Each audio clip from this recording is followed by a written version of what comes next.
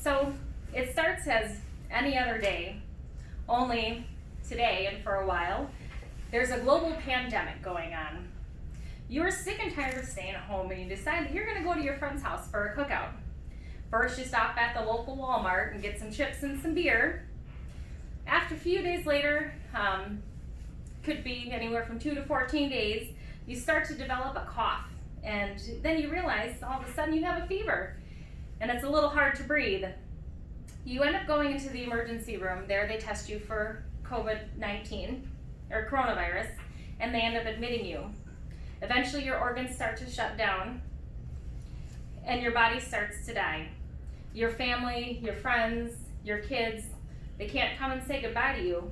You lay there in the hospital bed alone until your organs finally shut down and you die. You die alone. Your friends die alone. Your family dies alone. Never in the history has a virus caused a triple effect quite like this one. At first, people didn't take it seriously, and unfortunately, that's part of the reason we're in the mess we are today. Perhaps you're thinking this is just a bunch of baloney and we're overreacting. I will tell you right now that we aren't. Now you're thinking, great, another person who thinks that they're an expert on the coronavirus. I'll be honest with you, I'm not an expert, but I do work in a healthcare facility. It's a long-term care facility and our residents are highly susceptible to this virus. It's our job to keep the virus out of our building and keep our residents safe and healthy. Our information doesn't come from the nightly news or from Facebook. We get our information and guidance from the state and federal level. I'm going to share with you some of the knowledge I've been given and help you realize the severity of the situation we are in. First, I will explain what the heck coronavirus is, and then I will cover 3 main points. 1, the safer at home orders. 2, essential travel, and 3, why this virus is dangerous to everyone. Believe it or not, coronaviruses have been around for centuries. A coronavirus is simply a virus that starts in an animal. It mutates and it evolves and it spreads to humans. Once a human has been infected by this coronavirus, it's considered a human coronavirus. This coronavirus is also referred to as COVID-19. The CO stands for corona, the VI for virus, D for disease, and the 19 is for the year that it was discovered. There are a lot of theories of how COVID-19 started. There's a high probability that the virus came from a bat. They also feel that the bat may have contracted it from a different animal or even given it to a different animal, and then that animal was then consumed by a human, and then that human became infected. The uncertainty surrounding COVID-19's origin makes it harder to learn and treat the virus. We do know that it started in the Hunan market in Wuhan, China. On March 24th, in order to slow the spread of COVID-19, Governor Evers put in effect the safer at home orders. Then on April 17th, those orders were extended until May 26th. As hard as it is for us all to stay home, we need to stay home as much as possible. COVID-19 is a respiratory infection that can cause pneumonia in both lungs, and then it causes multi-failure organ, and in some cases, death. It spreads through droplets in the air when an infected person coughs, sneezes, or simply speaks. It can also be contracted when someone touches an infected surface or touches their mouth, eyes, or nose. The incubation period for COVID-19 is 2 to 14 days. Think of how many people you come in contact with between 2 and 14 days. And then those people that you infected are infecting other people for 2 to 14 days, and so on, and that vicious cycle continues. The safer at home orders don't mean that you can't ever leave your house. It just means that you're supposed to stay at home or at your place of residence with limited exceptions. Individuals who are using shared or outdoor spaces other than their home residence must distance themselves at least 6 feet from another person.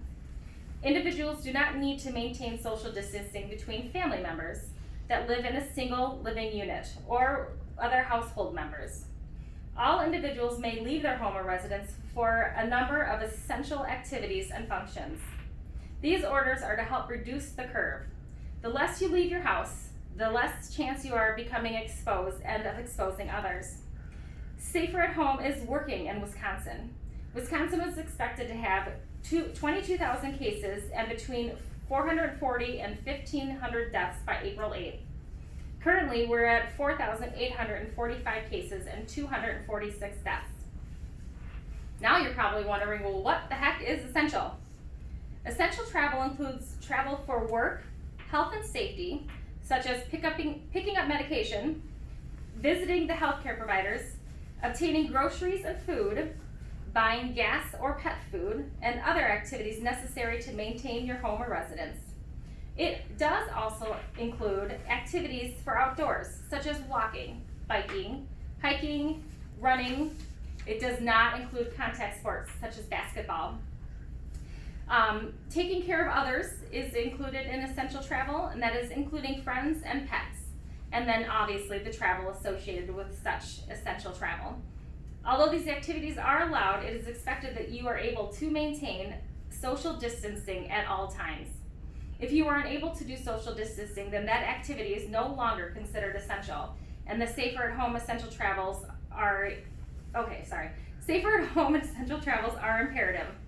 According to the CDC, the United States went from 4,226 cases on March 16th to 554,849 cases on April 14th. It's quite a big jump in less than a month's time. Now this brings me to my last point, why COVID-19 is dangerous to everyone. I see a lot of people on Facebook and other social sites talking about how COVID-19 isn't that deadly, or they say things like, the flu kills people every year, but we don't shut down for that. It's easy for people to assume things like this without knowing the facts. Let's compare COVID-19 to some of the other diseases that we've had. The World Health Organization estimates that the flu kills anywhere between 290,000 and 650,000 people a year. The mortality rate for the flu is less than 1%. The Spanish flu that happened in 1918 was an H1N1 virus. It infected 500 million people. At that time, that was a third of our world's population. Over 50 million people died from that disease. It had a mortality rate of 2%. The coronavirus has infected 2,780,094 people globally and has killed 194,664 people. That's between a 3.4 and 4% mortality rates. These numbers aren't going down, and the numbers of cases are still rising.